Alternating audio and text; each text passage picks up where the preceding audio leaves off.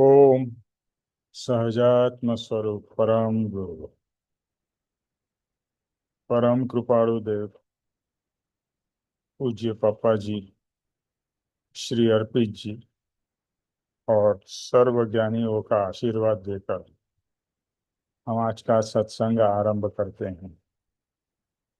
मैं इधर हॉस्पिटल में हूँ, बट तीनों का चित्रपट मेरे इधर हॉस्पिटल के कमरे में है। पापा जी का, कृपाणु देव का, अर्पित जी का। तो उनका योग बल निरंतर मिलता रहता है।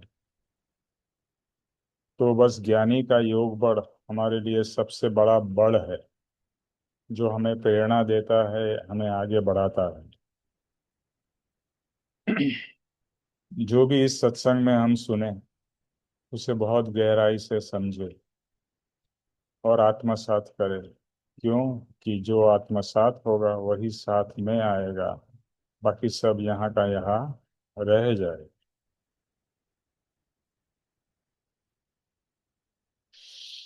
आत्मा का गुण है आनंद, फिर भी हम दुखी रहते हैं। आइदर आदि से, यानी कि मानसिक तकलीफ से, व्याधि से, शारीरिक तकलीफ से, उपाधि कहते हुए संसार के दूसरे सब प्रयोजनों से, जॉब से, बिजनेस से, घर से। ऐसी कितनी ही बच्चे की चिंता, इसकी चिंता, उसका काम, उसका ये। तो हर एक चीज में हमें सुख या आनंद तो मिलता नहीं है, जबकि आत्मा का गुण है आनंद। तो ये जरूर विचार आना चाहिए कि अगर मेरा गुण आनंद है तो मुझे आनंद की प्राप्ति क्यों नहीं हो रही है। पर जवाब बहुत ही, अगर आप पर सोचना इसके बारे में, सिर्फ मेरे शब्द से बोलने से कुछ मतलब नहीं है। लेकिन रियलाइज ये जरूर होगा कि हम जितना आत्मा से दूर जाते हैं उतना हम ज्यादा दुखी होते हैं, स्ट्रेस में होते हैं। और जितना आत्मा के पास में होते हैं उतना हमें शांति का, सुख का, आनंद का अनुभव होता है या हो सकता है।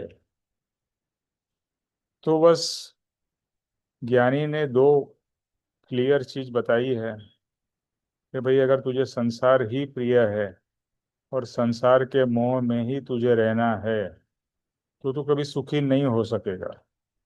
कितनी भी कोशिश कर ले, कितना भी पैसा जमा कर ले, कितना कुटुंब का, परिवार का ये कर ले, वो कर ले, बड़ा बंगला बना ले, बड़ी बड़ी गाड़ियां ले ले, तू सुखी नहीं होगा, क्योंकि सुख उसमें है ही नहीं।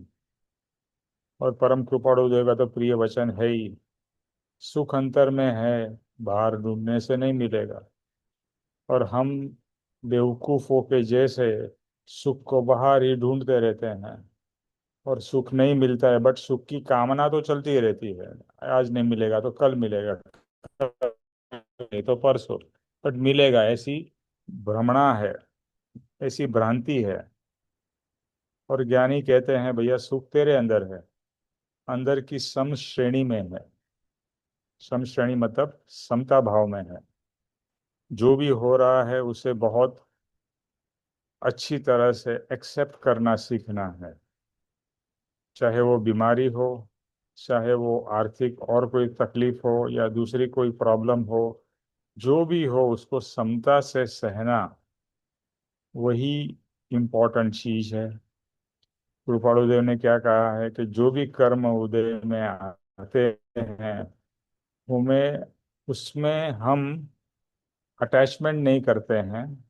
और वो कर्म जो उसको न्याय देना है उसको न्याय देते आगे बढ़ते जाते हैं। जैसे अभी आप, मैं बीमार हूँ, तो वो बीमारी का कर्म है, उसका क्या न्याय है? तो भाई जो भी मेडिकेशन करना है, ये करना है, उसको करके आगे बढ़ना है। सिर्फ हाय हाय करते रहेंगे कि मुझे ऐसा हुआ, मुझे वैसा हुआ, अब क्या होगा, कैसे होगा, तो आप कर्म और नए बांध रहे हो। जो पुराने कर्म आए हैं उसको समता से वेदन करके उसको रवाना करना है। जैसे कोई घर में मेहमान आता है, उसको चाय पानी नाश्ता करा के विदाई कर देते हैं, जाओ प्रेम से। इसी तरह से कर्म आए हैं, वो जाने के लिए आए हैं। तो आने दो, जाने दो, जो हो रहा है उसे होने दो, क्योंकि आपके कंट्रोल में तो है नहीं चीज़ें। जो आपके कंट्रोल में है वो तो आप कर ही सकते हो कंट्रोल, लेकिन जो चीज़ें आपके कंट्रोल में नहीं है, तो आपको बहुत ही शांति से, सहन शक्ति से उसका सामना करना है, उसको एक्सेप्ट करके कि भाई मुझे ये अगर ये बीमारी हुई, कि ये प्रॉब्लम आया, या एक्स हुआ, वाई हुआ, वॉट एवर इट इज, उसको एक्सेप्ट करना बहुत ही इम्पोर्टेंट चीज़ है। मेजॉरिटी ऑफ टाइम हमारा दुख का रीज़न है कि हम चीज़ को एक्सेप्ट नहीं कर पाते हैं, और उसी से लड़ते रहते हैं कि मेरे कर्म में ऐसा क्यों हुआ, मुझे ऐसा क्यों हुआ, एटसेट्रा। और वही सबसे बड़ी हमारी भूल है। तो हम बात कर रहे थे कि आत्मा में आनंद है। तो हमें एक्चुअली तो ज्ञानी पुरुष हर समय वो आनंद का, वो शांति का, वो सुख का अनुभव करते हैं, क्योंकि वो अपने निज स्वरूप में रहते हैं। सब काम तो वो भी करते हैं, ऐसा नहीं है कि वो काम नहीं करते हैं, सिर्फ मौन में बैठे रहते हैं, ऐसा नहीं है। अभी जो लोग अर्पित जी का सत्संग सुनते होंगे, वो रियलाइज करते होंगे कि कितने वो खुश रहते हैं, कितने आनंद में रहते हैं। He is always happy. क्यों? क्योंकि संसार की कोई टेंशन ही नहीं पाल रखी है, और संसार में रुचि भी नहीं है। आत्मा में रुचि है, और वहाँ आनंद ही आनंद मिल रहा है उनको। तो वो आनंद दिखता है उनके चेहरे पे, उनकी स्माइल में, एटसेट्रा। तो हमें ये सब ज्ञानियों से प्रेरणा लेनी है। पापा जी को मैं जब भी देखता था, चाहे वो रात के 12 भी बजे हो, तो एकदम फ्रेश लगते थे, एकदम फ्रेश। उनको भी बहुत सारी फिजिकल तकलीफ थी, ओल्ड एज था, बट फिर भी वो उनको कभी बाधा रूप नहीं हुए, और न होने दिए उन्होंने। क्योंकि आत्मा का पावर भी इतना है कि उस पावर से आप बहुत सारे चीज़ों का सामना कर सकते हो। लेकिन अब तक हमने आत्मा को ही नहीं जाना है, तो आत्मा के पावर को कैसे जानेंगे? इसके लिए हमारा जो फोकस यही होना चाहिए कि मैं आत्मा हूँ, तो आत्मा क्या है, कैसा है, क्या उसके गुण हैं, उसमें क्या पावर है, वगैरह वगैरह। मतलब उसकी पूरी रिसर्च, आत्मा के ऊपर पूरी रिसर्च करनी है। अभी लोग पीएचडी करते हैं, तो पीएचडी में क्या करते हैं ना, एक ही चीज के ऊपर फोकस करके पूरा डेप्थ में रिसर्च करते हैं, इजंट इट? तो इसी तरह से आत्मा के ऊपर रिसर्च करिए। तो करते करते बहुत सारी चीजें आत्मा की प्राप्त होगी, आत्मा के बारे में जानने में आएगा। और मैं ही आत्मा हूँ, तो वो आपको एप्लीकेशन में भी आपके डे टू डे रूटीन में काम में आ जाएगा। जैसे कहा, हम लोग यूज करते हैं word will power, okay, but will power क्या है? शरीर का पावर है क्या? विल पावर शरीर का पावर नहीं है, वो तो बाहुबल है ना, physical. But will power is something else. वो will power is nothing but atma power. ये जो आत्मा का पावर है, वो विल पावर है। ठीक है? तो अभी इसके ऊपर में सोचिएगा, और हमेशा आनंद की ही खोज में रहना है कि मेरा गुण आनंद है। और अगर मैं दुखी रहता हूँ, तो somewhere I am going wrong and I have to come out of this। मुझे दुख नहीं चाहिए, किसी को भी दुख नहीं चाहिए, राइट? किसी को चाहिए दुख? नहीं चाहिए। बट सुख की प्राप्ति कैसा हो वो भी पता नहीं है। तो सुख की प्राप्ति करना, ये हमारा गोल है। आनंद की प्राप्ति करना, वो हमारा गोल है। शांति की प्राप्ति करना, वो हमारा गोल है। ये सब संसार में इतनी भाग दौड़ में हम लगे हुए हैं, इधर भटक रहे हैं, उधर भटक रहे हैं। हाँ, तो भूला भटका, घूमा फिरा, रूपाडोजो ने लिखा है ना क्षमापना में, बस हम वही करते रहे हैं पूरी जिंदगी। एक जिंदगी खत्म हो गई, दूसरी जिंदगी मिली, उसमें भी वही करते रहे। कभी अंतरंग में जाने की कोशिश ही नहीं की है। तो बस सभी ज्ञानियों का ये बोध है कि आप आपके आत्मा को जानो, पहले तो ये मानो कि मैं आत्मा हूँ, और फिर उसके बाद में अंतरंग में जाओ। हम्म। ठीक है। तो अभी हम अपने टॉपिक पे आते हैं। क्षमा, अपना सॉरी, मोक्ष माला। अभी आज चैप्टर नंबर 32 करना है। तो कौन पढ़ना चाहेगा?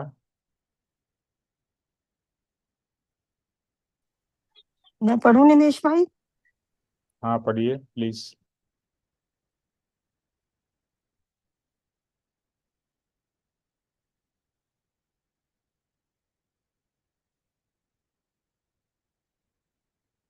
हम्म।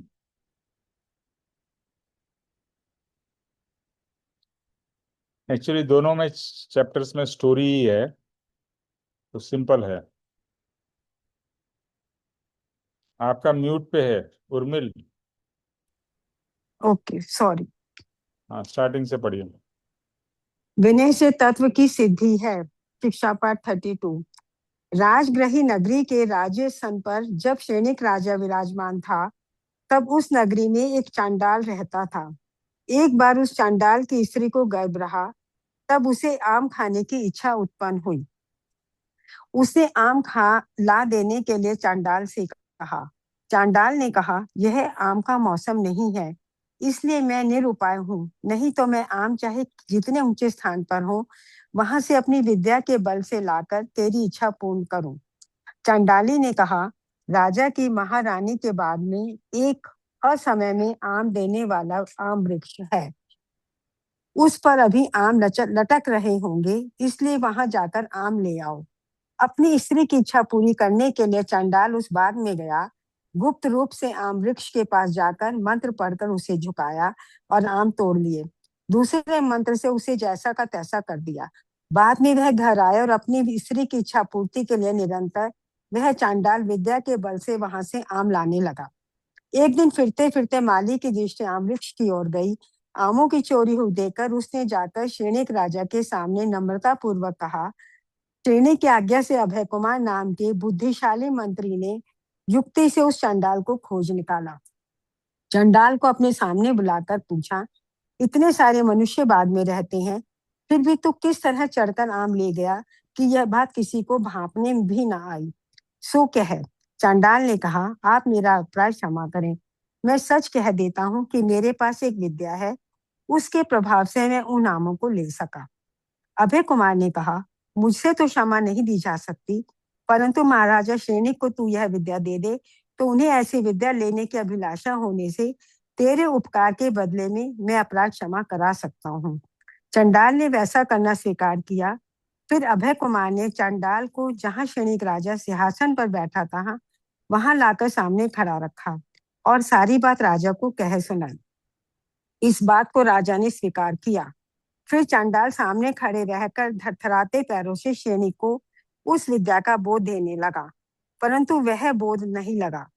तुरंत खड़े होकर अभय कुमार बोले, महाराज, आपको यदि यह विद्या अवश्य सीखनी है, तो सामने आकर खड़े रहें और इसे सिंहासन दे। राजा ने विद्या लेने के लिए वैसा किया तो तत्काल विद्या सिद्ध हो गई। यह बात केवल बोध लेने के लिए नहीं है, एक चंडाल की भी विनय किए बिना सैनिक जैसे राजा को विद्या सिद्ध नहीं हुई। तो इससे यह तत्व ग्रहण करना है कि सद विद्या को सिद्ध करने के लिए विनय करनी चाहिए। आत्म विद्या पाने के लिए यदि हम निर्ग्रंथ गुरु की विनय करें, तो कैसा मंगलदायक हो। विनय यह उत्तम वशीकरण है। भगवान ने उत्तराध्ययन में विनय को धर्म का मूल कहकर वर्णित किया है। गुरु की, मुनि की, विद्वान की, माता पिता की और अपनों से बड़ों की विनय करनी, यह आपकी उत्तमता का कारण है। भैया निमेश, वैसे तो ये स्टोरी ही है। स्टोरी का जो सार है वो यही है कि हमें में हम्बलनेस होनी चाहिए। अगर तुम्हें कोई भी विद्या ग्रहण करनी है, तो तुम अगर अपने अहम में रहोगे कि मैं राजा हूँ, या मतलब अपने उसी उसमें रहोगे, तो तुम्हें वो विद्या लगेगी नहीं। तो जैसे सैनिक राजा को भी उसकी विद्या नहीं लगी, और वैसे तो ये निमेश भाई महाभारत में भी था कि जब रावण की डेथ के टाइम पे राम लक्ष्मण को कहते हैं कि तुम इनसे उनसे मतलब विद्या लो, तो वो उनके सर के पास खड़े होते हैं, तो उन्होंने कहा विद्या लेनी है तो उनके पैरों के पास जाके खड़ो, तभी तुम्हें विद्या मिलेगी। जो वो कहना चाहते तभी तुम ग्रहण कर पाओगे। तो अगर तुम किसी के भी उस पे जब तक पैरों में मतलब उनके नहीं झुकोगे और नहीं हम्बलनेस होगी, तब तक तुम्हें कोई भी विद्या नहीं मिलेगी। और विनय से ही तुम्हारे जो बड़े हैं, गुरु हैं, माता पिता हैं, सबसे विनय की ही आ, करके तुम कुछ कर सकते हो। अहम से तो कुछ भी नहीं मिलेगा। अब श्रेणिक राजा में अहम तो नहीं था, लेकिन शायद अनअवेयरनेस होगी कि जो अपने सिंहासन पर बैठकर ही विद्या ग्रहण कर रहे थे, और उन्होंने मंत्री के कहने से एकदम अपना सिंहासन छोड़ दिया और उस विद्या को ग्रहण कर लिया।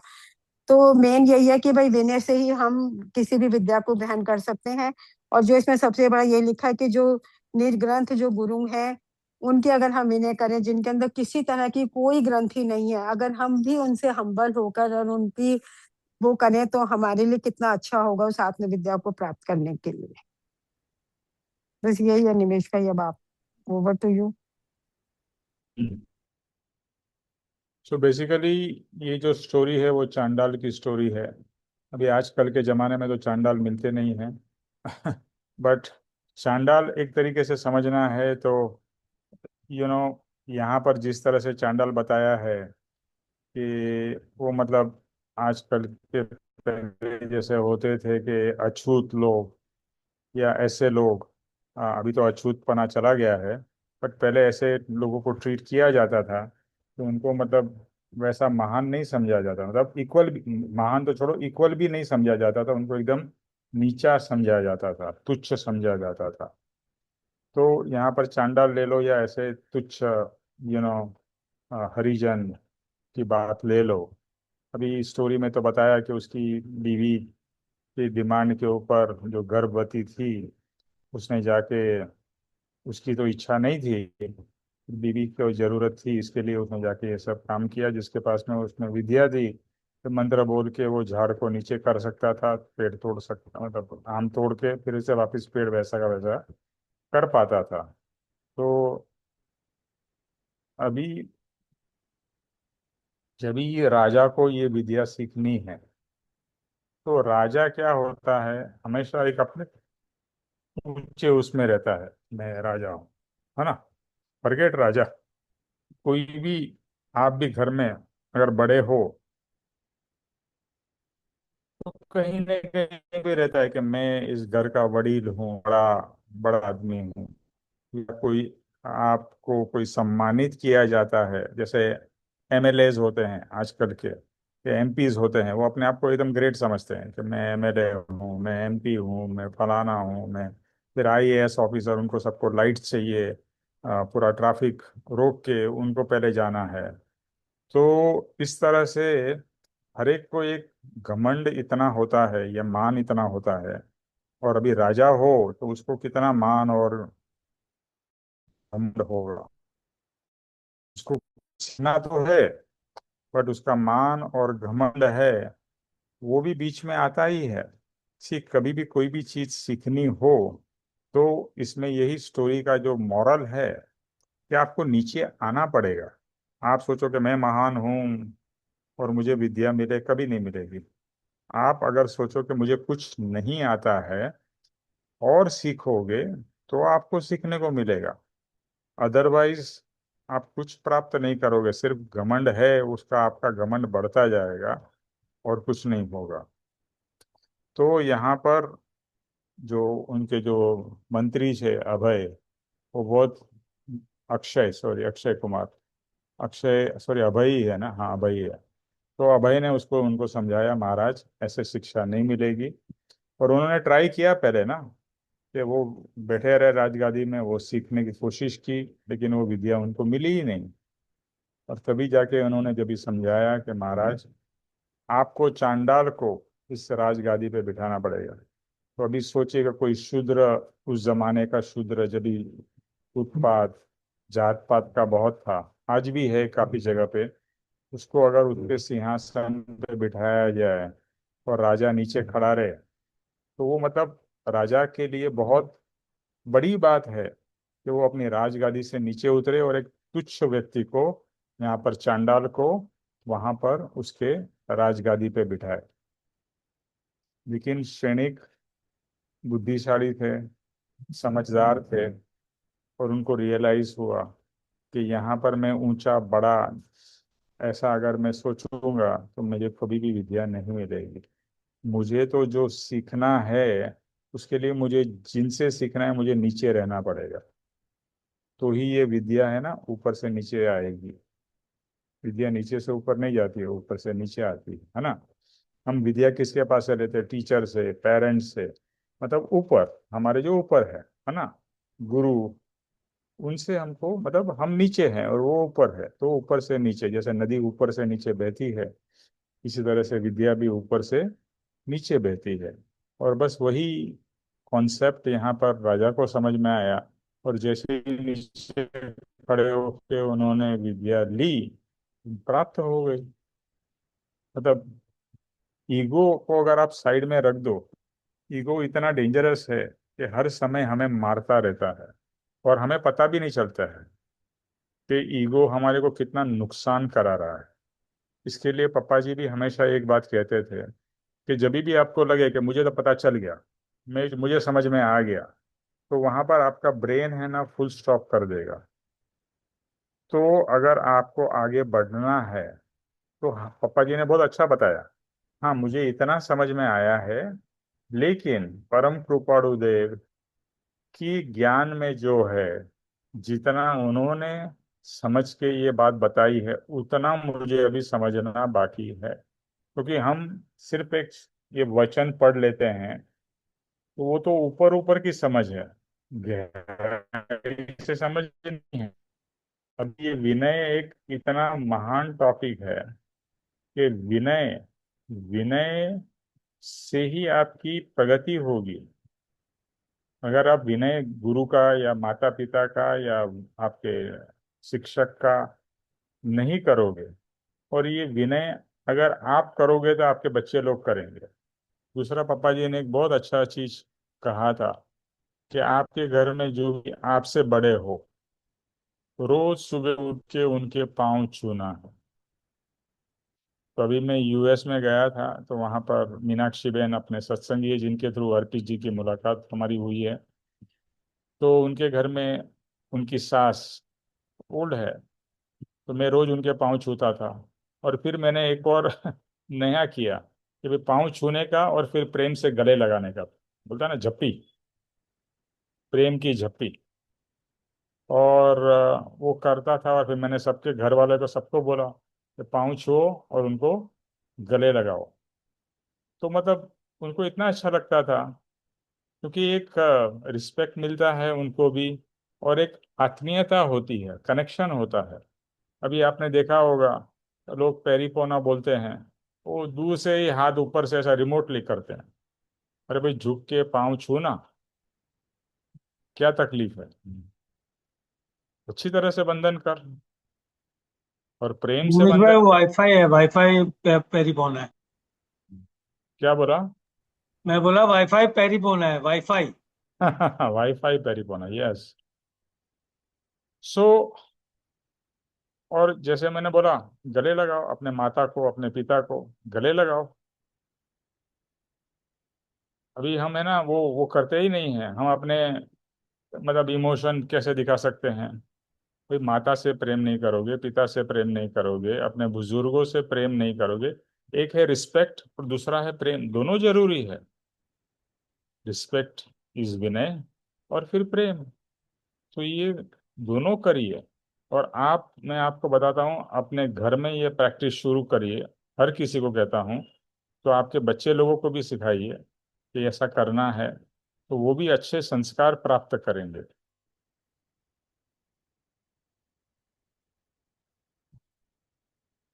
और जैसा यहाँ कहा है, विनय ये उत्तम वशीकरण है। भगवान ने उत्तराध्यान में विनय को धर्म का मूल कहा है, धर्म का मूल कहकर वर्णित किया है। मतलब इतना इम्पोर्टेंट है विनय।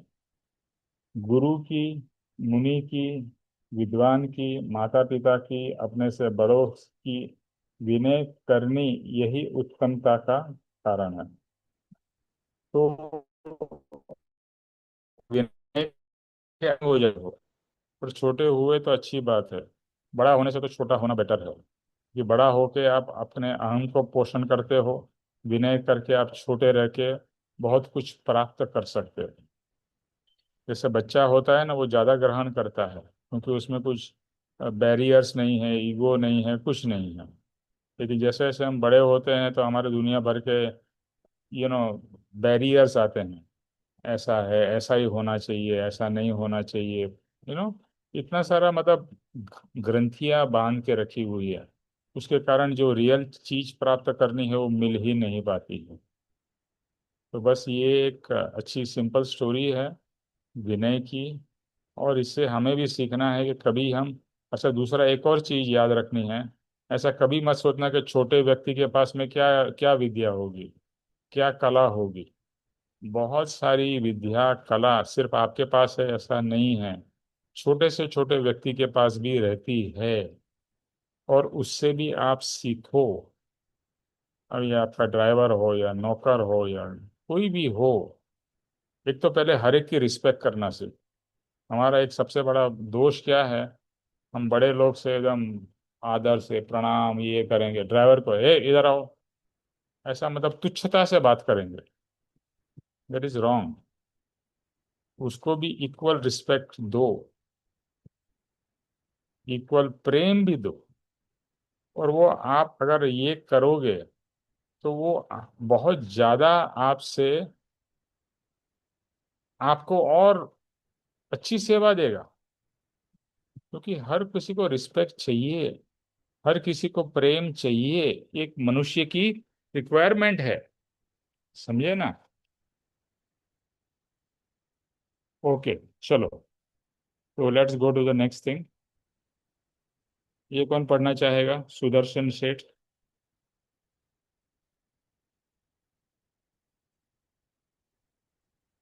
हर्ष जी।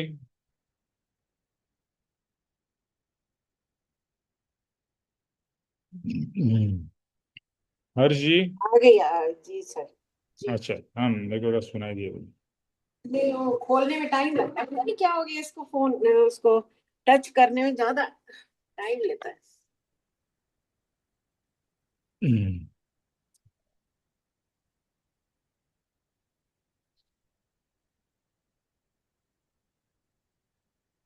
ये भी एक स्टोरी है। शिक्षा पाठ 33। सुदर्शन सेठ। प्राचीन काल में शुद्ध एक पत्नी व्रत को पालने वाले असंख्य पुरुष।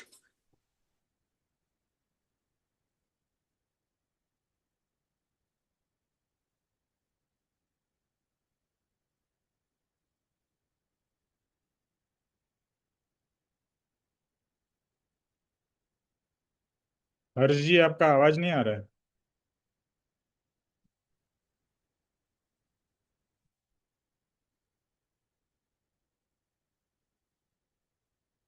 हेलो।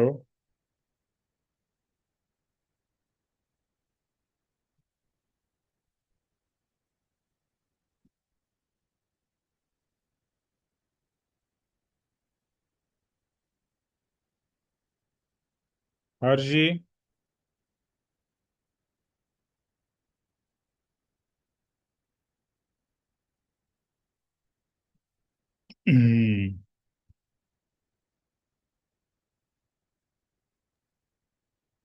निमेश भाई मैं पढ़ूं? हाँ, तुम आ गए हो तो पढ़ो एकदम, मुझे लगा तुम हाँ, अभी रास्ते में हो। मैं बस पढ़ो पढ़ो पहुंचा ही, please। मैं सुन रहा था। मैं पढ़ रहा हूँ। जय सद्गुरु। शिक्षा पाठ 33। सुदर्शन सेठ। प्राचीन काल में शुद्ध एक पत्नी व्रत को पालने वाले असंख्य पुरुष हो गए हैं।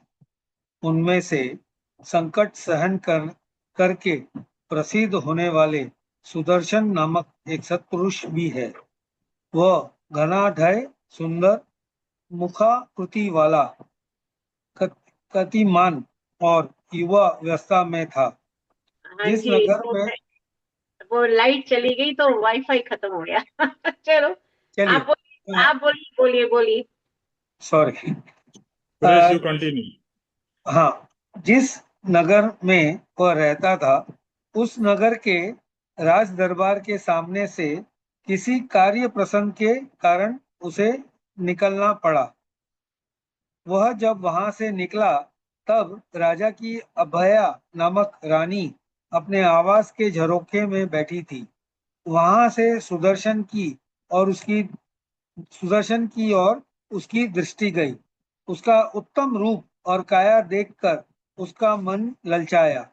एक अनुचारी को भेजकर कपट भाव से निर्मल कारण बताकर सुदर्शन को ऊपर बुलाया। अनेक प्रकार की बातचीत करने के बाद अभय ने सुदर्शन को भोगने का आमंत्रण दिया। सुदर्शन ने बहुत सा उपदेश दिया, तो भी उसका मन शांत नहीं हुआ। आखिर तंग आकर सुदर्शन ने युक्ति से कहा, बहन, मैं पुरुष तत्वहीन हूँ। तो भी रानी अनेक प्रकार के हाव भाव किए, परंतु उन सारी काम चेष्टाओं से सुदर्शन विचलित नहीं हुआ। इससे तंग आकर रानी ने उसे जाने दिया। एक बार उस नगर में उत्सव था, इसीलिए नगर के बाहर नागर नागराजन आनंद से इधर उधर घूमते थे। धूम धाम मची हुई थी। सुदर्शन सेठ के 6 देवकुमार जैसे पुत्र भी वहां आए थे। अभया रानी कपिला नाम की दासी के साथ ठाट बाट से वहां आई थी। सुदर्शन के देव पुतले जैसे 6 पुत्र उसके देखने में आए। उसने कपिला से पूछा, ऐसे रम्य पुत्र किसके हैं? कपिला ने सुदर्शन सेठ का नाम लिया। यह नाम सुनते ही रानी की छाती में मानो कटार जो भूकी गयो। उससे घातक चोट लगी। सारी धूमधाम बीत जाने के बाद माया कथन गढ़कर अभया और उसकी दासी ने मिलकर राजा से कहा, आप मानते होंगे कि मेरे राज्य में न्याय और नीति का प्रवर्तन है। दुर्जनों से मेरी प्रजा दुखी नहीं है, परंतु यह सब मिथ्य है। अनंतपुर में भी दुर्जन प्रवेश करे, यहाँ तक अभी अंधेर है। तो फिर दूसरे स्थानों के लिए तो पूछना ही क्या। आपके नगर के सुदर्शन नामक सेठ ने मुझे भोग का आमंत्रण दिया। नाहक कहने योग्य कथन मुझे सुनने पड़े, परंतु मैंने उसका तिरस्कार किया। इससे विशेष अंधेरा कौन सा कहा जाए। राजा मूलतः कान के कच्चे थे। यह बात तो यद्यपि सर्वमान्य ही है, उसमें फिर स्त्री के मायावी मधुर वचन क्या असर ना करे। तत्ते तेल में ठंडे जल जैसे वचनों से राजा क्रोध यमन हुआ। उसने सुदर्शन को सूली पर चढ़ा देने की तत्काल आज्ञा कर दी और तदनुसार सब कुछ हो भी गया। मात्र दुष्यंत के सूलों पर चढ़ने की देर थी। चाहे जो हो, परंतु सृष्टि के दिव्य भंडार में उजाला है। सत्य का प्रभाव ढका नहीं रहता। सुदर्शन को सूल पर बिठाया कि सूली मिटकर जगमगाता हुआ सोने का सिंहासन हो गई और देव धूप भी का नाद हुआ। धुंध भी का नाद हुआ। सर्वत्र आनंद छा गया। सुदर्शन का सत्यशील विश्वमंडल में झलक उठा। सत्यशील की सदा जय है। शील और सुदर्शन की उत्तम दृढ़ता, ये दोनों आत्मा को पवित्र श्रेणी पर चढ़ाते हैं। यह कहानी शिक्षा पाठ की 33 नंबर की कहानी जो बताता है कि सत्य एक पुरुषार्थ की एक सबसे पहली सीढ़ी है जो आपको आत्मा का ज्ञान या आत्मज्ञान होने के लिए बहुत बहुत जरूरी है। जिस तरीके से इस सुदर्शन सेठ को राजा की पत्नी ने एक घोर अपराध करने के लिए मजबूर कर रही थी, और सुदर्शन के जो अटल जो कायम था, एक पतिव्रता का जो उनका था, उस पर वो अटल रहने की वजह से वो काफी दुख का सामना करना पड़ा।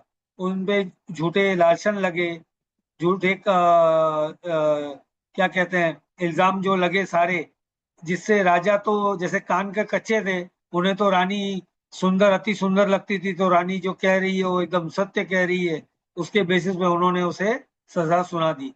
लेकिन सत्य इतना प्रबल था कि भगवान को भी उनको बचाने के लिए नीचे उतरना पड़ा। वो जो सजा की सेज थी वो सोने का सिंहासन बन गया। तो कहने का तात्पर्य यही है कि सत्य के साथ आप अड़े रहिए। झूठ कभी ना कभी तो हारता है सत्य के सामने, ये एक निश्चय पकड़ कर ही चलना है। कैसे सदगुरु?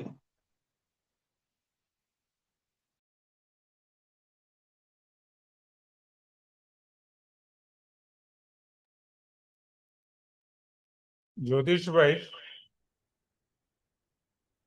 ज्योतिष भाई, ज्योतिष भाई, हाँ जी बोलिए।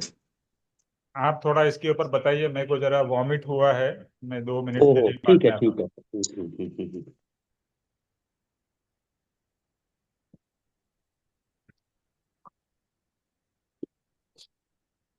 ये जो स्टोरी है, और हम लोग अपना प्रार्थना भी वगैरह करते हैं, नित्य क्रम करते हैं, उसमें भी आता है शील, मतलब पवित्रता, या जो कह लो आप, चरित्र कह लो, उसके बारे में है कि भाई अपना चरित्र, हम लोगों ने अपना अपना चरित्र देख करके ये एक ध्यान में सेकंड रुको। रखना है। और ये इसका बहुत प्रभाव पड़ता है ये समाज में, ये भी हम लोग देखते हैं। और हम लोग कभी कभी बात भी करते हैं कि ये देखो ये ऐसा है वैसा है, कभी कभी कभी। तो ये सुदर्शन सेठ की स्टोरी स्टोरी तो सबको ध्यान में आ गई। उसके बाद में उस हिसाब से ये कहना है। तो ये जो है इसमें जब मेनली जो कहा है लास्ट वाला जो है, चाहे जो हो परंतु सृष्टि के दिव्य भंडार में उजाला है, सत्य का प्रभाव ढका नहीं रहता। सुदर्शन को सूली पर बिठाया कि सूली मिटकर जगमगाता हुआ सोने का सिंहासन हो गया, और दुदुम्भी का नाद हुआ, सर्वत्र आनंद छा गया। सुदर्शन का सत्य शील, शील जो मतलब ये मेन जो है ये स्टोरी, ये शील के बारे में ही है, अपने चरित्र के बारे में ही है। विश्व मंडल में झलक उठा, सत्यशील की सदा जय हो। शील और सुदर्शन की उत्तम दृढ़ता, ये दोनों आत्मा को पवित्र श्रेणी पर चढ़ाते हैं। तो ये हमने अपना अपना ध्यान रखना है, और इससे यही बोध लेना है कि भाई हमने अपना शील बना करके रखना। और बस एक पत्नी व्रत, ये आजकल तो सब बराबर ही दिखता है, लेकिन कभी कभी हम लोग सोचते हैं, ये उस समय की बात है, पुराने समय की, कि जिस समय छोटी सोसाइटी होती थी तो ऐसा होता भी होगा कि शील के बारे में, और भी कुछ जगह रूपाणु देव ने इसके बारे में लिखा है, और हम लोग नित्य क्रम में भी पढ़ते हैं शील के बारे में। तो वो भी अपने ध्यान में रहना चाहिए। क्षमापना में जैसे हम बोलते हैं, आपके प्रणीत किए हुए उत्तम शील का सेवन किया नहीं। आपको याद होगा क्षमापना में यह वाक्य है, आपके प्रणीत किए हुए उत्तम शील का सेवन किया नहीं। आपकी कही हुई दया शांति और वो सब आगे बाद में लिखा है, लेकिन मेन पॉइंट यही है कि उस समय की बात है, अभी हम लोग ज्यादा सोचते नहीं है उसके बारे में। लेकिन क्या बोलते हैं, लिखने के लिए और अपने मन में भी इस बात के लिए ध्यान रखना, ये बहुत इंपॉर्टेंट है। तो उससे भी प्रभाव पड़ता है। अभी इसके बारे में और किसी को कुछ कहना हो तो कह सकते हैं कि आपको जो ठीक लगे ये स्टोरी के बारे में और शील के बारे में, मेन यही है। और ये क्षमापना में भी मैंने बताया कि ये वाक्य है एक ऐसा। तो आप लोगों को जिसको कुछ कहना हो तो कह सकते हैं, बता सकते हैं कि आप अपने अपने विचार प्रकट कर सकते हैं। तो यही चर्चा के लिए ठीक रहता है। और जनरली मैं तो ये कहता हूं कि अपने भी जो विचार रहते हैं वो एक्सप्रेस करने से अपनी मान्यता और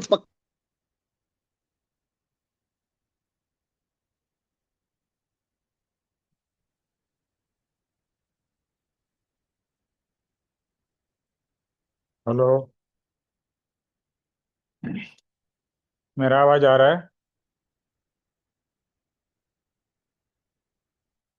हाँ आ हेलो। रहा है।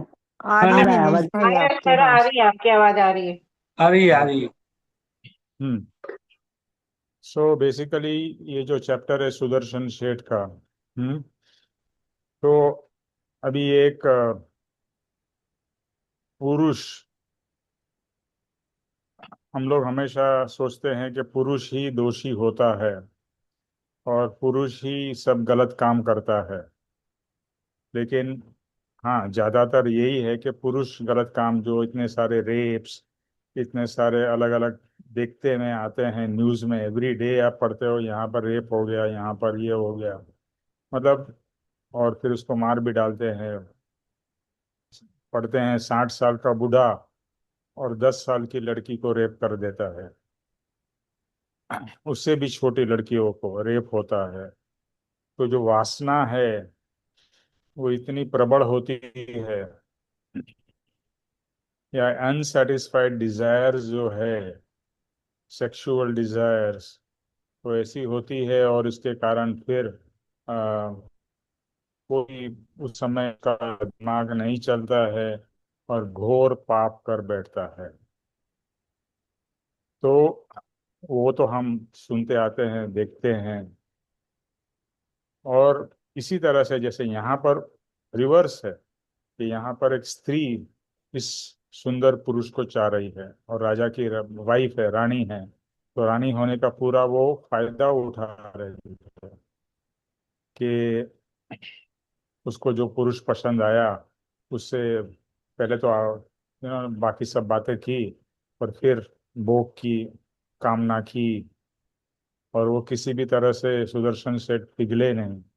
आई मीन, एक समझने वाली बात यह है कि एक नॉर्मल इंसान पिघल जाता है और ऐसा कार्य कर भी डालता है।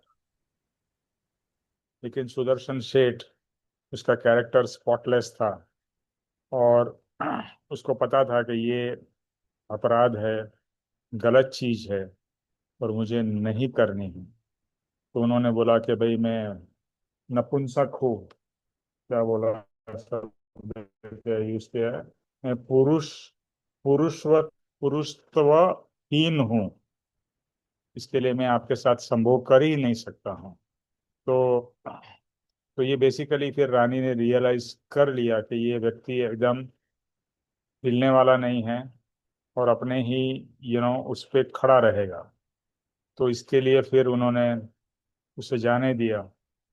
अच्छा, बाद में जैसे स्टोरी में आगे आता है, फिर से जब भी उसको पता चला कि भाई इतने अच्छे बच्चे किसके हैं, इतने सुंदर, रूपवान, सुशील, तो फिर से पता चला सुदर्शन सेठ के हैं। तो फिर से वही भाव, द्वेष का भाव आ गया कि भाई मेरा मेरा ऑफर उसने ठुकरा दिया था, और उसको शायद वो रानी भूल गई थी, बट जब ही उनके बच्चे को देखा, फिर से उसके अंदर में क्रोध जागा और द्वेष जागा कि अभी मैं इसको ठिकाने लगाती हूँ। और राजा के सामने गलत बात पेश की कि इसने मुझे फंसाने की कोशिश की थी, इसने मेरे साथ संभोग करने की कोशिश की थी, तो उल्टा केस डाल दिया। और ये आज भी होता है बहुत सी जगह पे, कि लेडीज लोग पुरुष को फंसाने के लिए रेप का केस डाल देते हैं। आपने पेपर में भी पढ़ा होगा, न्यूज़ में भी देखा होगा, ऐसा भी होता है। तो मैं मानता हूँ ज़्यादातर पुरुष ही दोषित होते हैं, बट लेडीज कुछ केसेस में भी दोषित है, जैसे ये स्टोरी में है। और गलत एविडेंसेस प्रोवाइड करते हैं और बेचारे जिसका दोष नहीं है उसको फंसा भी देते हैं या उसको ब्लैकमेल करते हैं कि तुम नहीं करोगे ये चीज़ें तो मैं इस तरह से आपके अगेंस्ट में इल्ज़ाम लगाऊंगी। और जो भी अपने कायदे कानून है वो ज़्यादातर अगेंस्ट मेन है, बिकॉज वीमेन को प्रोटेक्ट करना है। तो ये भी यहाँ भी इसने राजा का ये फायदा उठाया और इस तरह से प्रेजेंट किया कि मेरे साथ में ये संभोग करना चाहता था, मेरे साथ में ये गलत काम करना चाहता था। और उसको राजा ने फांसी के लिए बोल दिया। अभी एक जो बात सुरेश ने कही कि सत्य, सत्य एक ऐसी चीज है, उस मार्ग पे चलना इजी नहीं है। और सत्य के मार्ग पे चलने में बहुत सारी डिफिकल्टीज आती है, जैसे सुदर्शन सेठ को आई। लेकिन अल्टीमेटली जैसा वचन है सत्यमेव जयते, अल्टीमेट विक्ट्री तो सत्य की ही होती है। बट हमें श्रद्धा रखनी है, विश्वास रखना है अपने कैरेक्टर पे, अपने चाल चलन पे, कि भाई हमारा कैरेक्टर कैसा है। गलत है और होती है, मनुष्य है, गलतियां होगी, विभाव होंगे, विकार होंगे, सब कुछ होगा, नहीं होगा ऐसा नहीं है। लेकिन उसमें फिर अपने आप को बचाना है, अपने आप को संभालना है। ओके। और जैसे ही सुदर्शन सेठ को सूली पर बिठाया और फिर भगवान ने, देवों ने उनकी मदद की और वो सूली बन गई सोने का सिंहासन। और फिर आसमान में से देवदुन्दु भी, मतलब ऐसा होता है ना, बिगुल बता पूं, ऐसा सब बिगुल नाद हुआ, सर्वत्र आनंद छा गया। और सुदर्शन सेठ का, भले राजा ने उसको फांसी लगाई, बट सबको मालूम था भगवान को, और उन्होंने आके उनकी रक्षा की।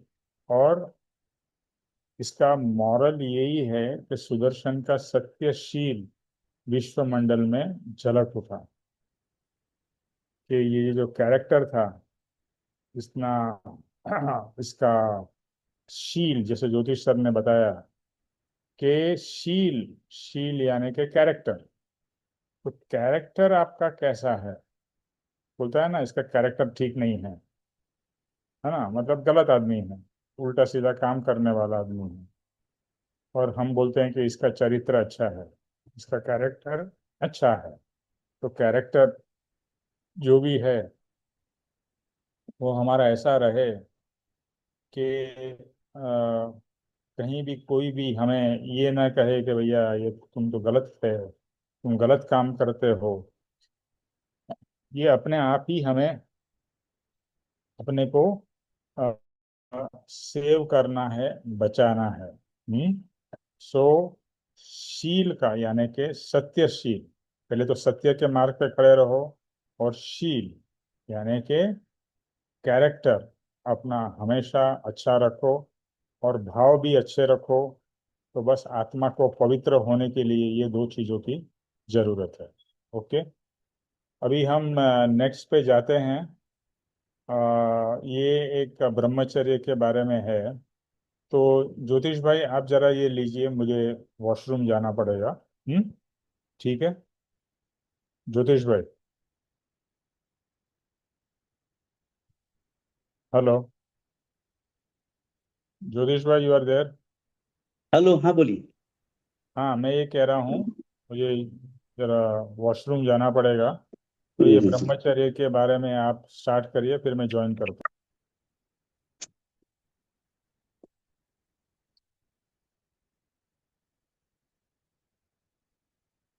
ये शिक्षा पाठ 34 ना? हूँ।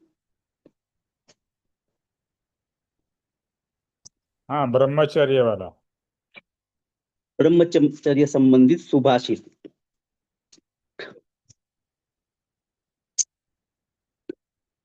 निरखीने नव यौवना लेशन विचय निदान गणे पाष्ठनी पूतळी ते भगवान समान।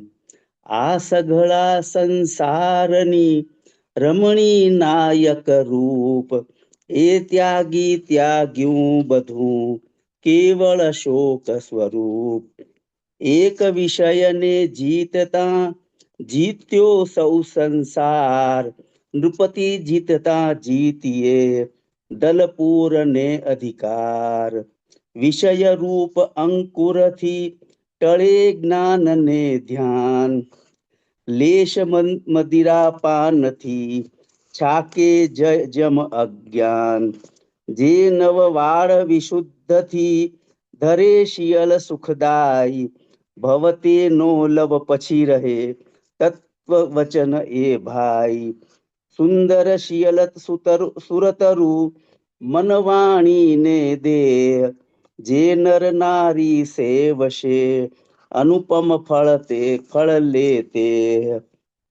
इसका सिंपल मैं मीनिंग बताता हूँ, फिर निमेश भाई थोड़ा उसको बताएंगे। निरखी ने निरखना मतलब देखना। नव यौवना लेश न विषय निदान मतलब उनको कुछ भी जरा सा भी विषय के बारे में कोई संकल्पना या विकल्प कुछ नहीं होता है। और वो उसको काष्ठ की पुतली के समान ही जो देखता है वो भगवान के समान है। आ सघड़ा संसारनी रमणी नायक रूप। ये पूरे संसार में ये कहा है कि रमणी मतलब स्त्री ही नायक के रूप में है। और उसको त्याग दिया तो ये समझ लीजिए कि सब त्याग दिया। ये मतलब ब्रह्मचर्य के बारे में बात हो रही है। केवल शोक स्वरूप। और वो रमणी के बारे में मतलब ये जो विषय के जो उसके बारे में बात हो रही है उस दृष्टिकोण से बात हो रही है। तो ये कहा है कि ये शोक स्वरूप ही है, मतलब दुखी करने वाली चीज ही है। तो ये एक विषय ने जीतता जीत्यो सौ संसार। मतलब स्त्री में विषय के बारे में जो उसको जिसने जीत लिया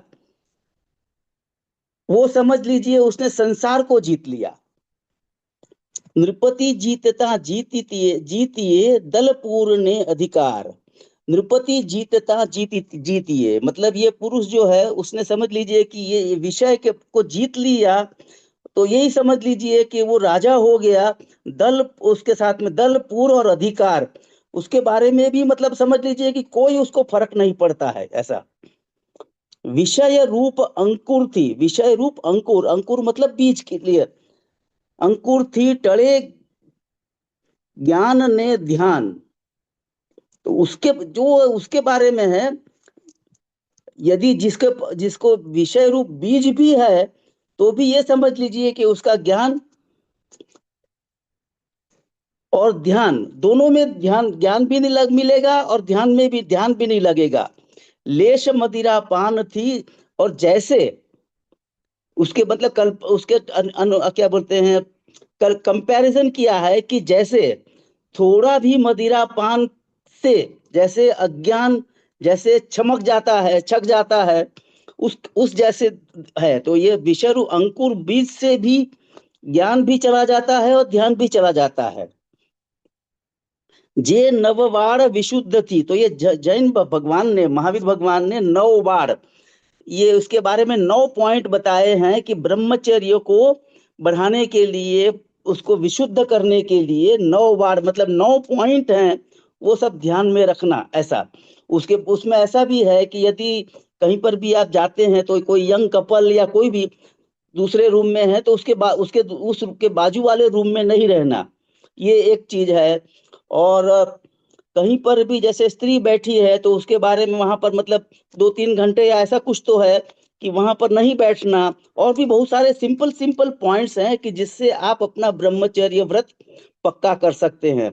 तो ये 9 वार जो है ये महावीर भगवान ने इसके बारे में 9 चीजें बताई हैं कि ये सब ध्यान रखना।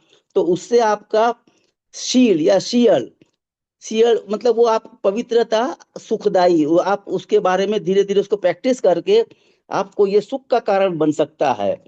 और भवते नो लव पछी रहे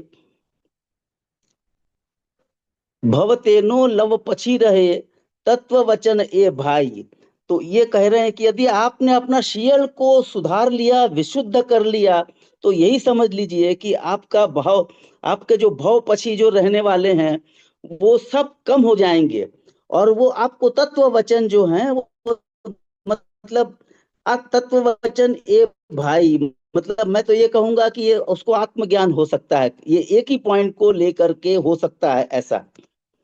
सुंदर शील सुरतरु मनवाणी ने देह, जे नर नारी सेव से अनुपम फलते ले। मतलब ये सुंदर शील, ये समझ लीजिए कि सुरतरु मतलब अच्छे वृक्ष की तरह है, कि जो अपने को शीतलता देता है, छाए देता है, और ये मन वचन और शरीर को भी ये शांति देता है।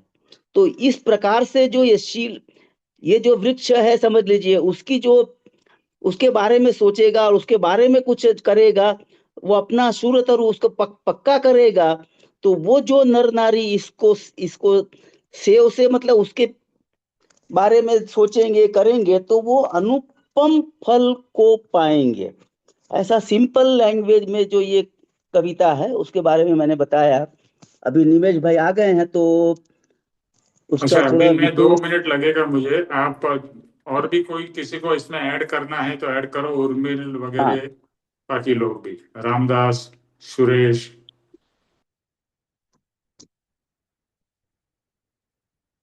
फिर से कोई शेव अपना शब्द के बारे में या कुछ हो तो बताइए मेरे को।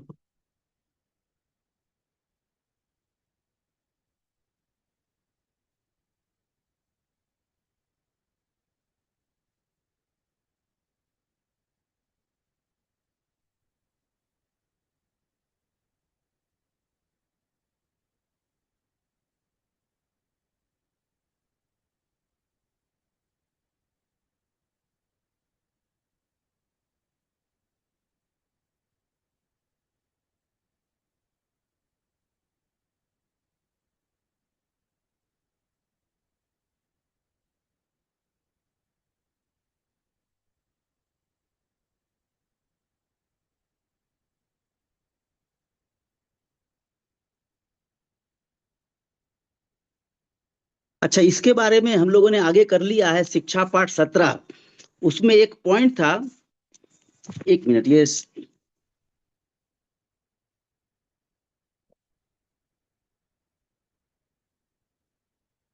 हमने ये 12 भावना के बारे में थोड़ा सा शायद कभी किया था, तो उसमें एक पॉइंट है ब्रह्मचर्य के बारे में, ये कृपालु देव की वचनामृत है, उसी में है, उसी में ब्रह्मचर्य के बारे में लिखा है, तो मैं धीरे धीरे उसको पढ़ता हूँ, तो वो भी शायद उपयोगी हो सकता है। अहो अहो, ब्रह्मचर्य संबंधी इसका सिद्धांत भी कहाँ कम है।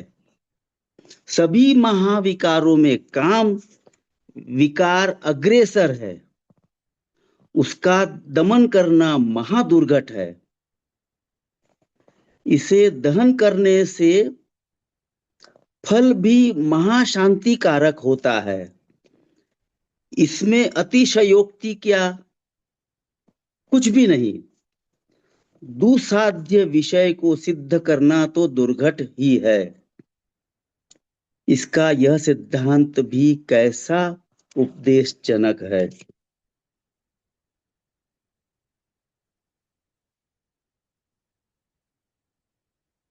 आप में से भी किसी को कुछ इसके बारे में कुछ है तो बता बता सकते हैं जो। हाँ, अभी मैं आ गया हूँ। अच्छा ठीक है यार।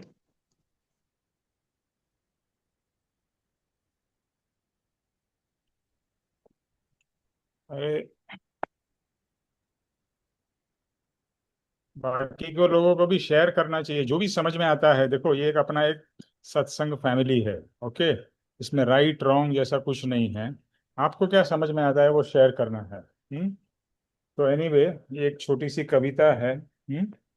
सो निरखी ने नव यौवना, मतलब सुंदर स्त्री को देख के हर एक पुरुष के मन में विकार उत्पन्न होते हैं।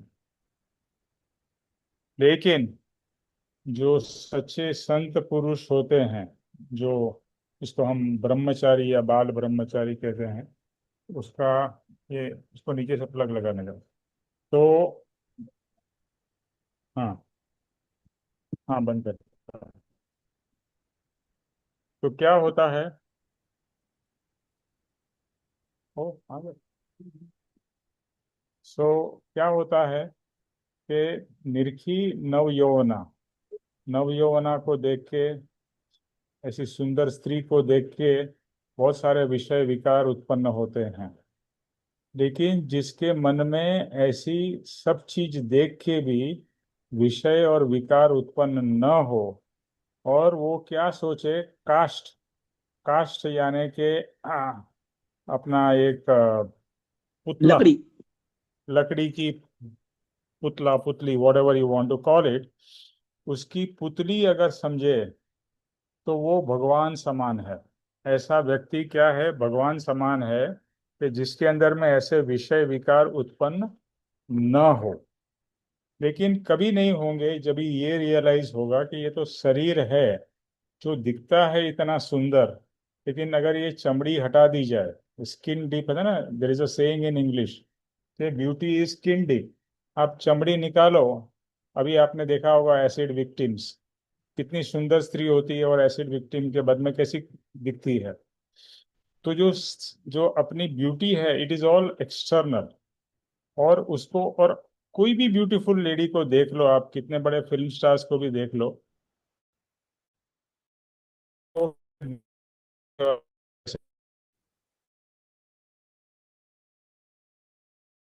तो बट ये जो समझ है कि भाई स्त्री से ही हमको भोग करके सुख मिलेगा। मेरा आवाज बराबर आ रहा है आप लोगों को?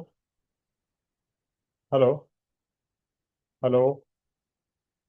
हाँ आ रहा सिग्नल, है। सिग्नल का इशू ऐसा दिखा रहा है। आ तो रहा है। ओके, तो अभी स्त्री को पुरुष के बारे में सोचना है, पुरुष को स्त्री के बारे में सोचना है।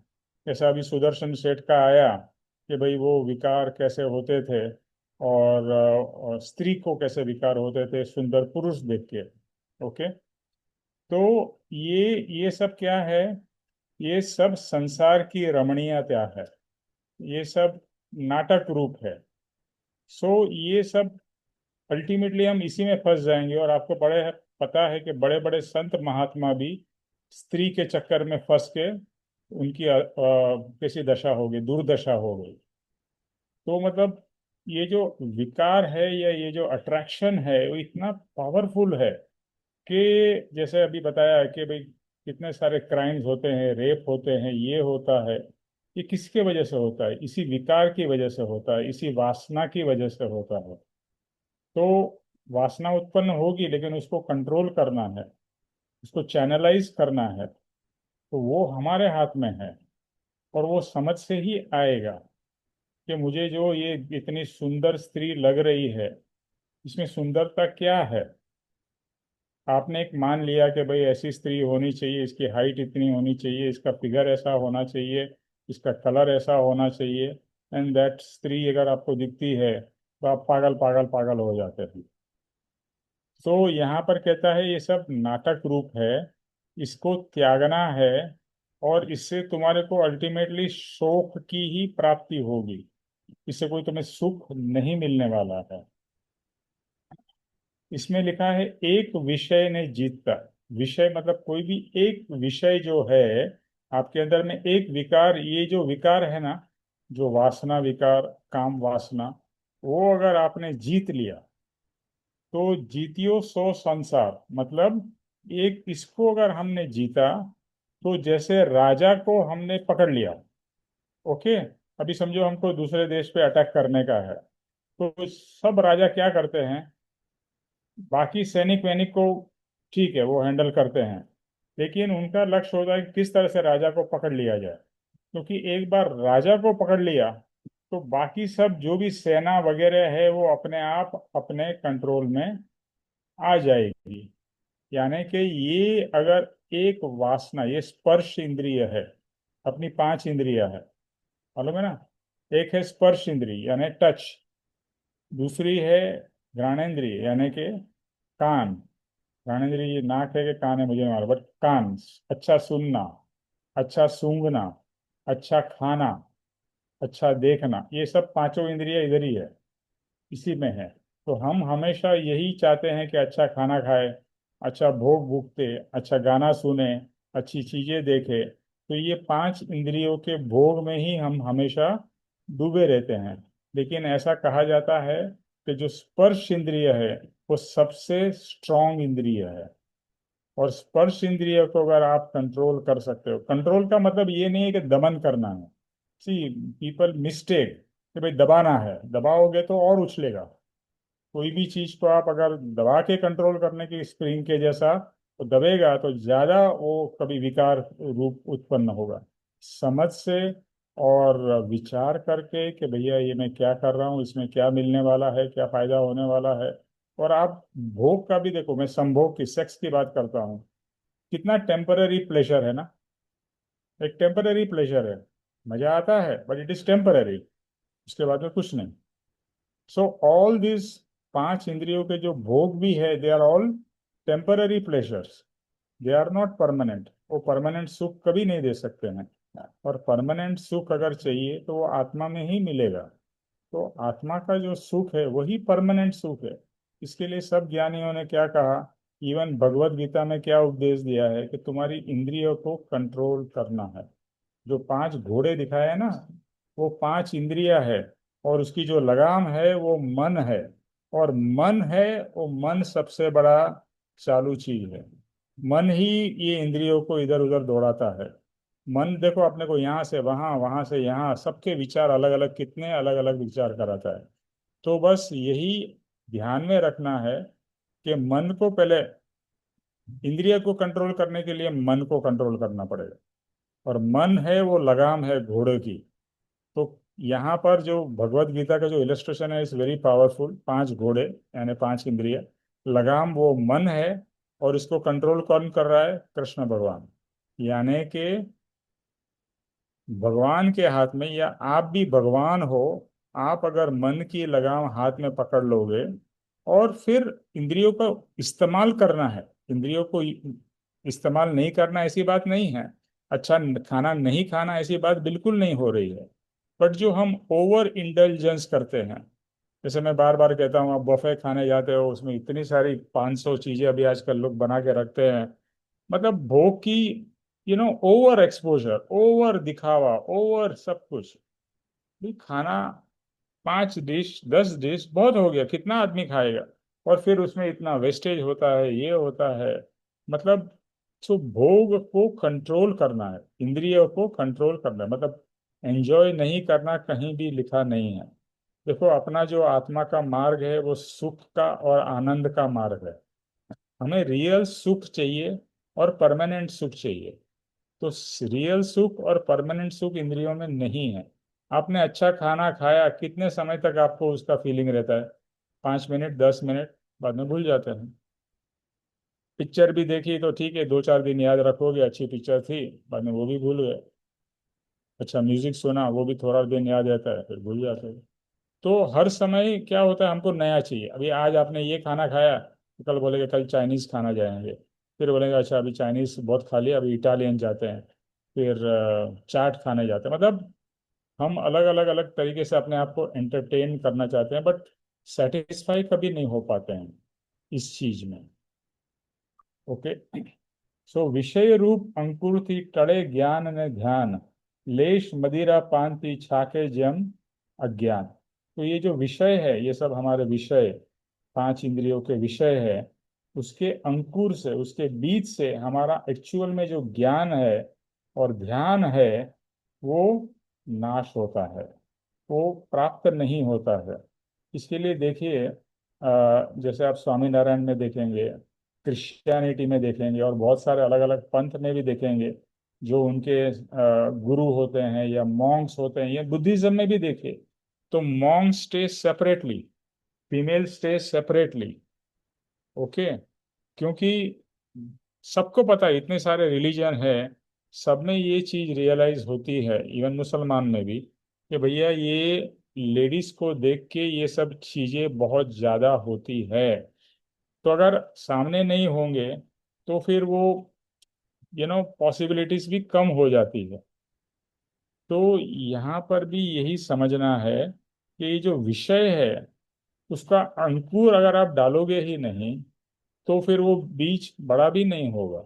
इसके लिए ज्ञान और ध्यान करना है, तो ये पांच इंद्रियों के विषय को हमारे को कंट्रोल करना है, दबाना नहीं है। कंट्रोल मतलब समझ से कि इसमें क्या रखा है। हाँ, अच्छा खाना खाने गए कोई बात नहीं, बट बार बार खाने की ही बात करते रहो। कुछ लोग होते हैं हमेशा खाने के सिवा और बात ही नहीं करेंगे। कुछ लोग होंगे पिक्चर की बात, ये करो। कुछ लोग हैं कपड़े कपड़े के इतना पागल होते हैं कि कपड़ा, ये कपड़ा, नया कपड़ा, ये लाओ, वो लाओ, वो लाओ। कितने भी कपड़े हो कम। और लेडीज लोगों का तो खास है, कभी भी कोई फंक्शन में जाना है, बोलेंगे क्या, मेरे पास तो कपड़ा ही नहीं है, मेरे पास में ड्रेस नहीं है। सो सो मतलब कितना भी कपाट पूरा भरा रहेगा, but they feel they don't have it. So यहाँ पर विषय रूप अंकुर को से ज्ञान और ध्यान टलता है, और लेश मदिरा पान छाके जम अज्ञान। मदिरा पान अभी आजकल तो फैशन हो गया है, अभी ड्रिंक्स तो मतलब मस्ट है, और हर एक को ड्रिंक लेना ही चाहिए। एक जमाना था जब लेडीज लोग नहीं लेते थे, आज तो लेडीज लोग भी मेन से भी ज़्यादा लेने लगे हैं। और ड्रिंक्स के कारण कितने लोग मर भी जाते हैं बिकॉज ऑफ अल्कोहलिज्म। फिर एक बार नशा ऐसा चढ़ जाता है, रात को पीते थे, अभी दिन में पीने लगे, दोपहर में पीने लगे, फिर 24 घंटे में पीते ही रहते हैं। तो ये सब से क्या होता है, अज्ञान अज्ञान अज्ञान ही आपका बढ़ रहा है। तो अभी समय होने को आया, बट इसको फिनिश कर लेते हैं। जे नव वाड विशुद्ध थी, घरे धरे शियड़ सुखदाई, भव तेनो लव पची रहे, तत्व वचन ए भाई। नौ वार्ड, जैसे ज्योतिष भाई ने बताया, ये जैन धर्म में 9 वार्ड बताए हैं, मतलब ब्रह्मचर्य का पालन करने के लिए। पहले तो ब्रह्मचर्य का मीनिंग ये समझना है कि ब्रह्मचर्य का मतलब सिर्फ भोग से या सेक्स से नहीं है। ओके। ये एक बड़ी गलतफहमी है। ब्रह्मचर्य का एक्चुअल मीनिंग है ब्रह्म में चर्या करना, यानी अपने आत्म स्वभाव में रहना, वो ब्रह्मचर्य है। ब्रह्मचर्य का मतलब ये नहीं है कि सेक्स नहीं करना। सेक्स नहीं करके भी सेक्स के विचार आते हो तो कोई फायदा ही नहीं है। तो ब्रह्मचर्य का मतलब है कि अपने ब्रह्म मतलब भगवान स्वरूप, अपने अंदर में जो आत्मा है उसमें चर्या करना, उसी में रहना, ब्रह्म में रहना, आत्म स्वरूप में रहना। जो ज्ञानी होते हैं, संत होते हैं, सच्चे संत, दिखावे वाले तो बहुत सारे आजकल आ गए हैं, पर जो रियल होते हैं वो अपनी समाधि में स्थिर होते हैं, और उसको उनको कहते हैं वो ब्रह्मचर्य में है। ठीक है। तो 9 वार्ड विशुद्धि इसमें जैन धर्म में बहुत डिटेल में दिया गया है, हम अभी उसमें नहीं जाएंगे। तो वो अगर आप फॉलो करोगे तो ब्रह्मचर्य के 9 स्टेप्स है कि किस तरह से स्त्री से दूर रहा जाए, क्या नहीं करना है, एक्सेट्रा एक्सेट्रा, डिटेल में है। तो ये जो है, तो शील मतलब शील की जो बात की गई है, तो वो शील आपको सुखदाई, जैसे सुदर्शन सेठ का हमने एग्जाम्पल लिया, तो फिर उसका भव कम हो जाता है। और तत्व वचन मतलब यही तत्व को प्राप्त करता है, और जितना हो सके इसका पालन करना है। सुंदर सियड़ सुरथ सूरत रूप मन वाणी ने दे, जो नर नारी सेव से अनुपम फल लेते।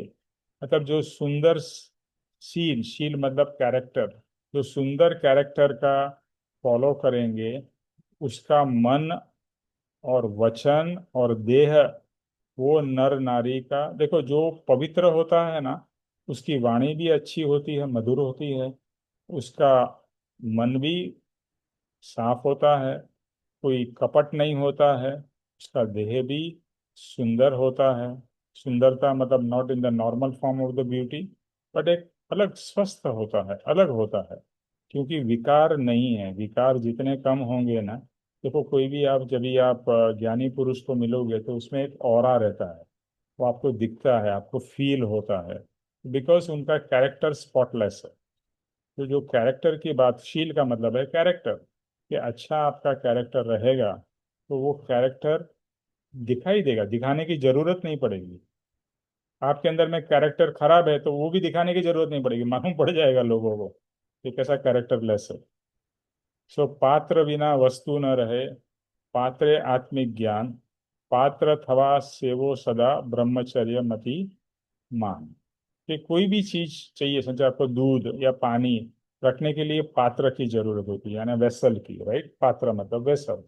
तो पात्र के बिना वस्तु रह नहीं सकती है। और अगर आत्मिक ज्ञान जो है, उसके लिए क्या क्या वेसल है, तो उसके लिए पात्र होने के लिए ब्रह्मचर्य मति मान, मतलब जो ब्रह्मचर्य है। फिर से मैं ये कहना चाहता हूँ, ब्रह्मचर्य का बड़ा मीनिंग समझिए, कि सिर्फ स्त्री पुरुष के संबंध के हिसाब से ही मत समझिए। वो एक बहुत ही छोटा सा पार्ट है, इम्पोर्टेंट पार्ट है, no doubt about it, but ब्रह्मचर्य को बहुत ब्रॉडली देखिए कि किस तरह से हम ब्रह्म में चर्या कर सके। ओके, ब्रह्म में मतलब आत्मा में चर्या कर सके, और आत्मा का जो शुद्ध स्वरूप है उसका हम लोग अनुभव करें। ओके, तो बस यहाँ पर ये आज का सेशन फिनिश होता है। जय स्वरूप कौन करेगा? सुरेश आप करो।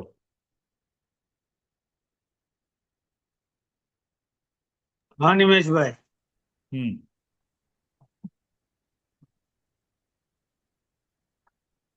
जय सद्गुरु। जय स्वरूप समझा बिना पाम्यो दुख अनंत, समझाव्यो ते पद नमो श्री सद्गुरु भगवन। नमस्कार। परम पुरुष प्रभु सद्गुरु, परम ज्ञान सुखदान, जेने आप्यो बान निज, तेने सदा प्रणाम। देह छता जेनी दशा, वर्ते देहाती, ते ज्ञानी ना चरण मा, ओ वंदन अरजी। नमस्कार। हे परम कृपालु देव, जन्म जरा मरण की सर्व दुखों का अत्यंत क्षय करने वाला वितराग का मूल मार्ग आप श्रीमान ने अनंत कृपा करके मुझे दिया। उस अनंत उपकार का प्रत्युपकार का करने में मैं सर्वथा समर्थ हूँ। फिर आप श्रीमान कुछ भी लेने में सर्वथा निष्प्रह है, जिससे मैं मन वचन काया की एकाग्रता से आपके चरण नार विंद में नमस्कार करता हूँ। आपकी परम भक्ति और वितराग पुरुष के मूल धर्म की उपासना मेरे हृदय में भव पर्यंत अखंड जागृत रहे, इतना मांगता हूँ। वह सफल हो, सफल हो। ओम शांति शांति शांति। जय सद्गुरुदेव। त्रिलोक के नाथ की, जय जय हो। हो। जय हो। परम कृपाणु देव की, जय जय हो। जय हो। जय हो। सदगुरु देव की। जय हो। जय जय हो। हो। जय हो। और आज के आत्मा के ब्रह्मचर्य की और विजय शील की विजय हो। विजय विजय हो। हो। विजय हो, जय विजय हो। हो। विजय हो। विजय और हो। सर्व मुमुक्षुओं के परमार्थ पुरुषार्थ भक्ति की जय विजय हो। हो। विजय विजय हो। जय हो। हो। और सबका कल्याण हो, सबका आत्म कल्याण हो। बस ये सब चीज़ें जो हम सीख रहे हैं 100% हम इम्प्लीमेंट ना कर पाए, बट थोड़ा थोड़ा भी इम्प्लीमेंट करेंगे तो जरूर जरूर हमारे अंदर में चेंजेस होते ही रहेंगे, हो रहे हैं। बट ये कंटिन्यूटी करनी है, क्योंकि लंबा सफ़र है ना। तो बार बार पेट्रोल भरना पड़ेगा। तो बार बार सत्संग के द्वारा हमें जो बोध मिल रहा है, और ये मेरा कोई बोध नहीं है, तो सब ज्ञानी का बोध है, बस वो हमें उसको लेते रहना है और उसका लाभ लेके आगे बढ़ना है। जय सद्गुरु। सेल्फ जय निमेश सद्गुरु। भाई सेल्फ भी मारना पड़ेगा। क्या बोला? मतलब गाड़ी में जैसा बोले पेट्रोल भरना पड़ेगा, वैसा सेल भी मारना पड़ेगा ना, इग्निशन तो देना पड़ेगा। वो आप हम्म, देते रहिए बस। हाँ, मैं तो जहाँ बिल्कुल भी सही हूँ वहाँ बात है, से, बिल्कुल सही है। जहाँ जहाँ है वहाँ से दे ही रहा हूँ, अस्पताल हो या कहीं भी हो। जी जी जी जी। हम्म, बिल्कुल सही है। हम्म। थैंक यू निमेश भाई, थैंक यू ओके, निमेश भाई। ओके। थैंक यू निमेश जय भाई। श्री जय सद्गुरुदेव श्री वंदन सदगुरुदेव निमेश वंदन। जय भाई। श्री सद्गुरुदेव वंदन। जय श्री